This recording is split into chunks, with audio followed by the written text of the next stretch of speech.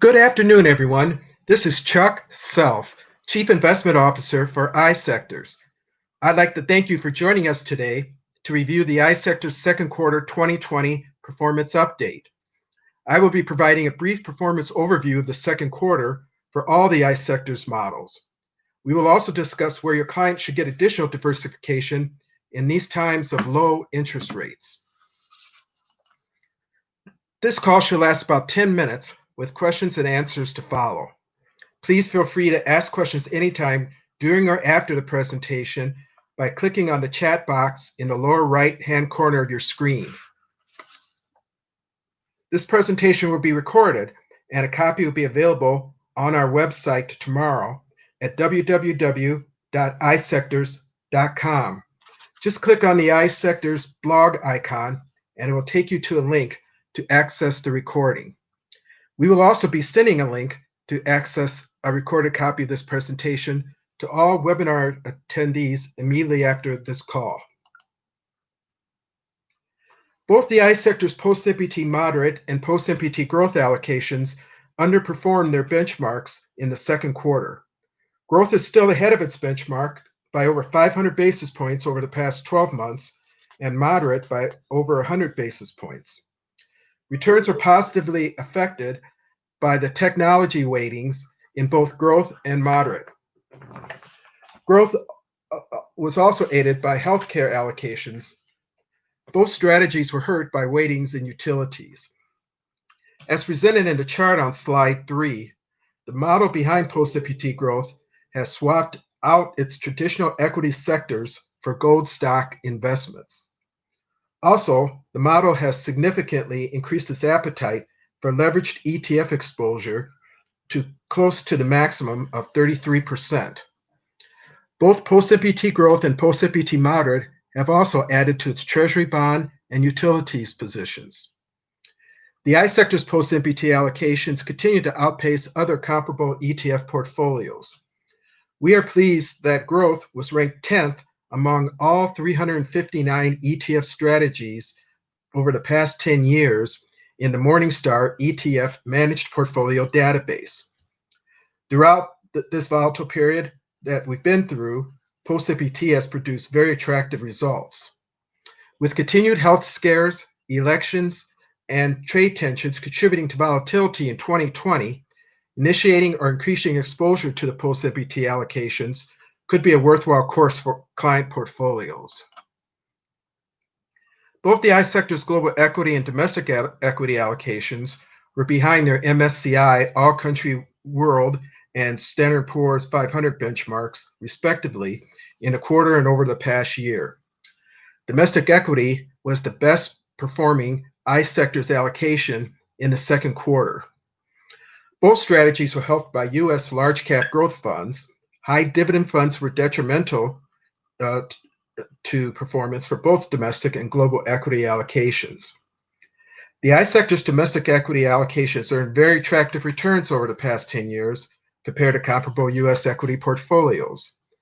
Domestic equity was ranked 8th of all 359 ETF strategies over the past 10 years in the Morningstar database.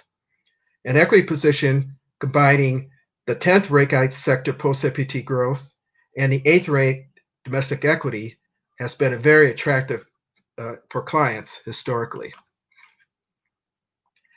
Both the iSectors domestic and global fixed income allocations outperformed their benchmarks in the second quarter, but underperformed them over the past 12 months.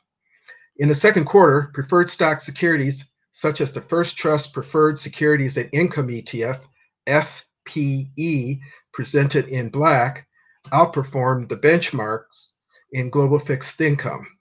Short duration funds, such as the iShares Short Treasury Bond ETF, SHV, also as shown in red on the chart, were the worst performing securities in both domestic fixed income and global fixed income. We are pleased to announce that the global fixed income allocation is the only world bond ETF portfolio with a 10-year track record. Investors looking for a portfolio diversifier should consider global fixed income as a premier alternative. Enhanced Balance underperformed the average Morningstar moderate portfolio in the quarter. Technology and growth funds, as shown by the Vanguard Growth ETF, VUG, in black on the chart, led returns. Unfortunately, Treasury bonds and utility stocks, represented by the Vanguard Utilities ETF, VPU, held back returns. The iSectors enhanced allocations are innovative since they are one-stop set-it-and-forget-it, low-correlation strategies that are at the same or lower fee than their underlying portfolios. Each of the 5 allocations, income, conservative, balanced, growth, and aggressive, are composed of the well-regarded domestic fixed income strategy focused on laddered credit-oriented bonds, the domestic equity strategy that emphasizes dividend growth funds, and award-winning post-MPT growth satellite strategy that changes sector risks given return prospects. The iSectors precious metals allocation increased by over 9%, while the iSectors inflation protection allocation rose by over 10% in the second quarter. Surging returns from silver, as shown on slide 7 by the Aberdeen Standard Physical Silver Shares ETF, SIVR, positively affected both allocations' results. Platinum also boosted precious metals. Merger arbitrage and Treasury inflation protection holdings, as reflected in the iShares 0 to 5 year TIPS bond ETF, STIP, held back performance in inflation protection. Precious metals continues to be a producing diversifier, as represented by its performance compared to all ETF strategies over the past 3 years. The iSectors liquid alternatives allocation outperformed its hedge fund benchmark in the second quarter.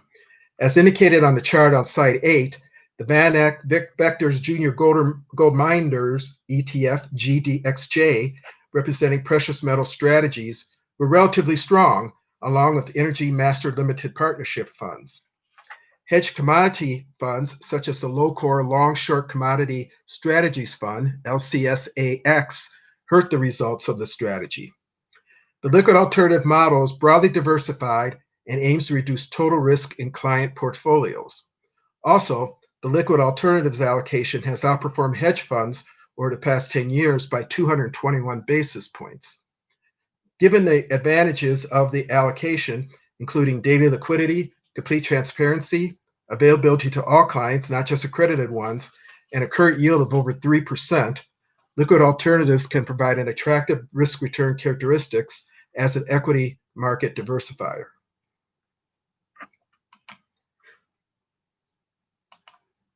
The high current income iSectors Endowment Fund outperformed its benchmark during the quarter. Infrastructure and Energy Master Limited Partnership funds, such as the Global X MLP ETF, MLPA, enhanced total returns. Short-term high-yield funds, such as the Invesco Bullet Shares 2022 High-Yield Corporate Bond ETF, BSJM, moderated gains. With a current yield of over 7.5%, Endowment may be an excellent solution for clients more focused on high current income than total return. The iSectors Tactical Global Balanced allocation underperformed its benchmark in the second quarter. Gold bullion funds, as graphed on the chart on slide 10, using the price movement of the iShares Gold Trust, IAU, helped results. The portfolio was hurt by low returns from bond funds, shown by the price movement of the Vanguard Total Bond Market ETF, BND. This trend-following strategy has reduced its cash equivalents to 35% and have positions in domestic large-cap equity, international developed and emerging equity, bond, and gold bullion funds. The chart on slide 11 indicates that the iSectors capital preservation allocation has earned over 2.5% on an annualized basis over its 10-plus year life, during a time of very low interest rates. The yield is attractive with a short duration while maintaining investment-grade quality on average. Capital preservation increased 3+% during the quarter due to attractive bank loan and floating rate fund results. Capital preservation provides the potential for enhanced returns versus money market funds while maintaining liquidity in the current low interest rate environment. You may not know that at the end of the Panic of 1893, the US Treasury almost ran out of gold. At the time, every dollar issued was convertible into gold. JP Morgan demanded, and I'm talking about the person JP Morgan, demanded and eventually obtained a meeting with President Grover Cleveland, where he claimed the government could default that day if they didn't do something. Morgan came up with a plan to use an old Civil War statute that allowed Morgan and the Rothschilds to sell gold directly to the US Treasury, 3.5 million ounces, to restore the Treasury surplus in exchange for a 30-year bond issue. So he knew something about the importance of gold.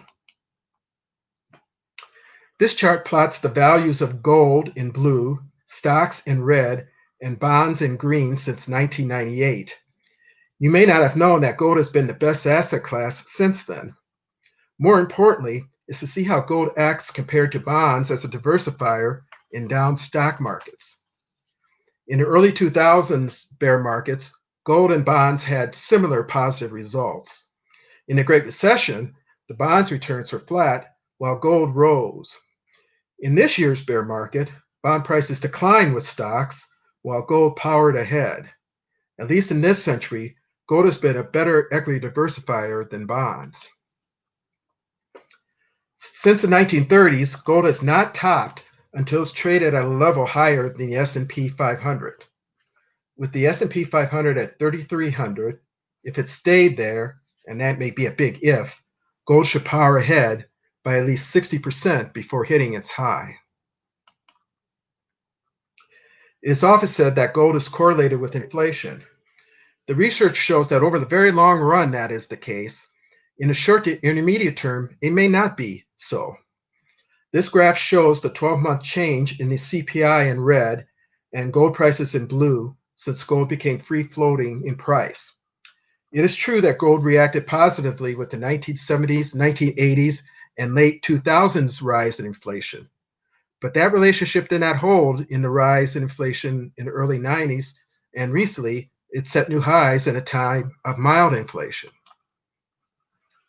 This chart presents the 10-year Treasury yield adjusted for inflation in blue and gold prices in blue and gold prices in red. It is clear that the bull markets in gold have taken place when the real 10-year Treasury yield is negative or close to zero. If interest rates are below inflation, the economy, and often the money supply, is very stimulative. This is a fabulous condition for gold. Maybe that $3,200 target is not unreasonable. The iSectors precious metals allocation had the best results of all 21 iSectors allocations over the past 12 months. Historically, precious metals have been one of the most uncorrelated asset classes with both stocks and bonds. The precious metal allocations available to offer advisors a simple and cost-efficient approach to acquire a diversified portfolio of precious metals bullion. This allocation model invests in exchange-traded funds and closed-end funds that hold portfolios of gold, silver, platinum, and palladium bullion. The iSectors precious metals allocations provide for ease of purchase and sale of the investment, elimination of most of the costs of holding the exposure, and increased liquidity when compared to directly acquiring and holding physical precious metal bullion. The bottom line is that even a 5 to 10% precious metals allocation to start or bolster a client's diversification effort is worthwhile. Investors already holding these allocations are receiving some protection from the equity market decline that may be ahead. As you carefully inspect the disclosure page, we will now begin the Q&A portion of the webinar. If you have any questions, please type them in the chat box in the lower right-hand corner of your screen. The first question we have is, are treasuries the only type of bonds the post-MPT model will hold? The answer to that is yes. And the reason why is that we have treasuries in there as a deflationary hedge. And the best way to have this deflationary hedge is to own bonds with no credit risk involved.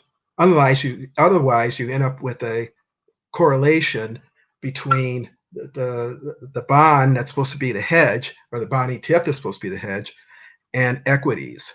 So it's important to get the full diversification of bonds in these types of portfolios that we hold treasury bond ETFs. Do the post-MPT models have an allocation gold at this time? Yes, they do. In fact, they have a relatively high allocation to gold. The post-MPT allocation owns gold miners and gold stocks, and at this point, it has about a 35% allocation in risk to gold miners. So the quantitative model, which of course has done well over time, is very bullish on gold, but most importantly, because the purpose of the model is to minimize downside risk, it believes that it has a relatively small amount of chance for downside risk. Any other questions?